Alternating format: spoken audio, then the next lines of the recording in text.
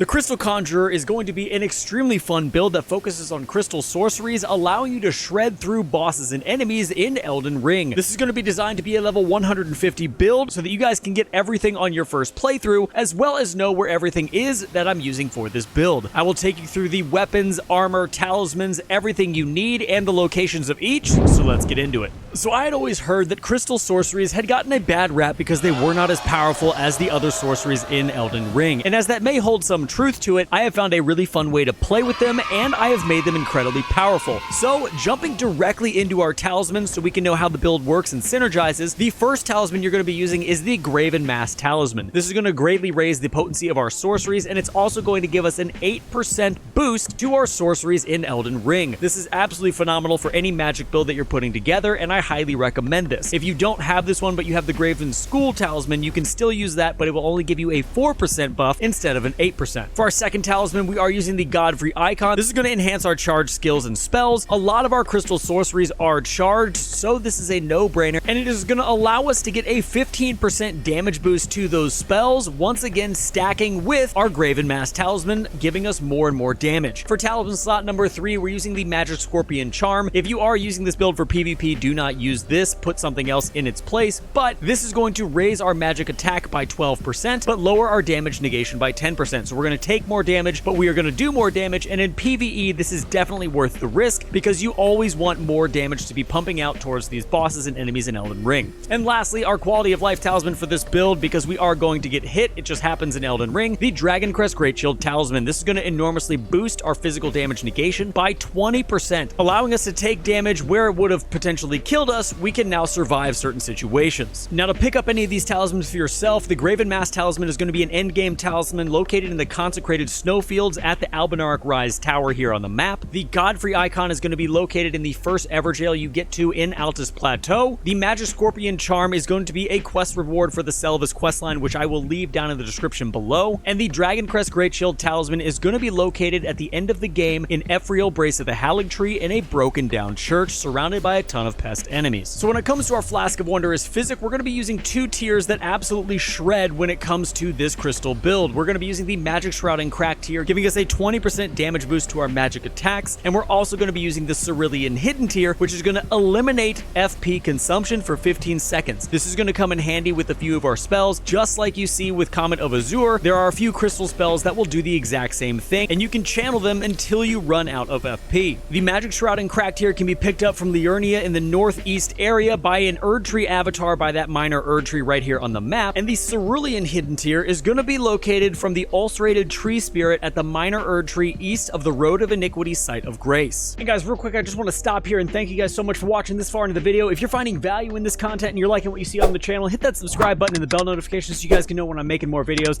I appreciate you all so much. We're almost at 20,000 subscribers in 2023, so super excited about that. Thank you guys so much. Now let's get into the weapons. Now when it comes to our weapons, we are going to be using the Crystal Staff because it's going to boost our crystal sorceries by 10%. Obviously having more damage is fantastic. It's going to have a sorcery scaling of 351, which is not the best staff you can get, but it is a very good staff, having an intellect scaling of S and a strength scaling of C. The attributes required are pretty steep when it comes to intelligence. You're going to have 8 strength required and 48 intelligence, so this is a mid to end game staff that can be found in the Crystal Cave right here on the map. For our secondary weapon, when enemies start getting too close, we are going to be using the Carrion Knight Sword. This is going to have a strength scaling of C and an intellect scaling of D, and its physical damage is going to be 202 plus 112, and its magic scaling is going to be 202 plus 106. Its Ash of War Carrion Grandeur is going to hit incredibly hard, especially since all of that is magic damage, and this is a build based on intelligence. Its attributes required are going to be 10 strength, 18 intelligence, and 10 dexterity, so a very early game weapon that can be found in the back of a carriage pulled by 2 trolls in Liurnia of the Lakes. And lastly, we are using the Jellyfish Shield to massively spike our damage with Contagious Fury. This is going to give us a 20% damage increase to everything that we do, so it's going to stack with our talismans and our damage that we're getting from our staff, and it's going to have a strength scaling of C and a physical damage negation of 100, which is phenomenal, and the attributes required to use it are 20 strength and 14 dexterity. This is going to be located on the far west side of Liurnia of the Lakes in a broken down carriage bridge right next to a bunch of floating jellyfish. Now, before we get into the sorceries of this build, I'm going to go over the armor because I put out a YouTube short not too long ago with this exact build, and you guys had a ton of questions about what I was wearing. So we are going to be all wrapped up in 61 poise, so we're going to be well past that 51 poise mark. I'm going to be using the Great Hood, the Tree Surcoat, the Scaled Gauntlets, and the Bullgoat Greaves. I think this looks absolutely incredible, one of the coolest sorcerer looking builds that I have seen in a very long time, and I'm going to tell you exactly where to get all these items. The Great Hood is going to be given as a reward for solving the Sorcerer painting. I believe I have a video for that, and I will leave it down in the description below. The Tree Surcoat is going to be purchased from the Nomadic Merchant in West Altus Plateau. The Scaled Gauntlets are going to be given to you from the second or third quest from Volcano Manor, and the Bullgoat Greaves are going to be given to you with the entire set at the very end of Patch's questline. Now, the sorceries of this build are all going to be crystal sorceries, as I was saying, but you do have one buff spell that you can use to make them hit even harder. Our first sorcery is going to be the Shattering Crystal. This is going to create a mass of crystals in front of you, and they are all going to explode forward. This is your very close range spell to get you out of a lot of crazy situations. The next crystal spell is our Crystal Torrent. This is the Comet of Azure for crystal sorceries, and it works the exact same way. It does not do nearly as much damage as Comet Azure, but